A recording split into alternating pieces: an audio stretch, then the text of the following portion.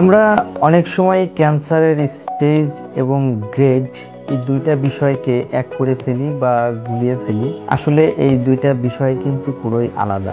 আমরা জানি যে ক্যান্সার হচ্ছে আমাদের কোষের অস্বাভাবিক বৃদ্ধি বা পলিফারেশন। আমাদের কোষ যখন স্বাভাবিকত্ব থেকে অস্বাভাবিক একটা পর্যায়ে গিয়ে সেটার বিস্তরভাবে বাড়তে থাকে, তখনই কিন্তু ওখানে টিউমার বা ক্যান্সারের উৎপত্তি হয়। তো এই অস্বাভাবিকত্বটা স্বাভাবিক কোষ থেকে কতটুকু হয়েছে এর পরিমাপটাই কিন্তু আসলে গ্রেডিং এর মাধ্যমে করে থাকে। আর স্টেজিং হচ্ছে একটা ক্যান্সারের বর্তমান অবস্থাটা কিরূপ সেটুকু নিরূপণ করা, যার মাধ্যমে আমরা ঠিক করতে পারি যে এই স্টেজে বা এই অবস্থায় চিকিৎসাটা কি হবে। ক্যান্সারের বিভিন্ন স্টেজে কিন্তু চিকিৎসার পদ্ধতিটা বিভিন্ন হয়ে থাকে। সেই হিসেবে ক্যান্সারকে আমরা কিন্তু stage 1, stage 2, stage 3 and stage 4 এই চারটা স্টেজে ভাগ করে থাকি।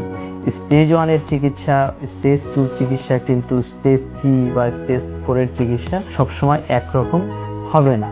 তো ক্যান্সারের চিকিৎসার জন্য আমরা ক্যান্সারের সিভিয়ারিটি বা ক্যান্সারের বর্তমান অবস্থা বা ক্যান্সারটি কি অবস্থায় আছে, ক্যান্সারটি যেখানে ছিল সেখানেই সীমাবদ্ধ আছে নাকি শরীরের অন্য কোথাও ছড়িয়ে পড়েছে, এই স্টেটগুলো বিবেচনা করেই কিন্তু আসলে ক্যান্সারের স্টেজিং করা হয়। আর গ্রেডিংটা হচ্ছে এই ক্যান্সার সেলগুলো নর্মাল সেল থেকে কতটুকু অস্বাভাবিক তার একটি পরিমাপ আমরা করে থাকি বিভিন্ন গ্রেডের মাধ্যমে। যেমন গ্রেড 1 ক্যান্সার বলে সেটাকে আমরা বলি এটা স্বাভাবিক কোষের থেকে একটু আলাদা, গ্রেড 2 হলে আমরা বলি একটু বেশি আলাদা, আর গ্রেড 3 হলে বলি যে এর সাথে স্বাভাবিক কোষের চেহারার কোনো রকম সম্পর্কই নেই।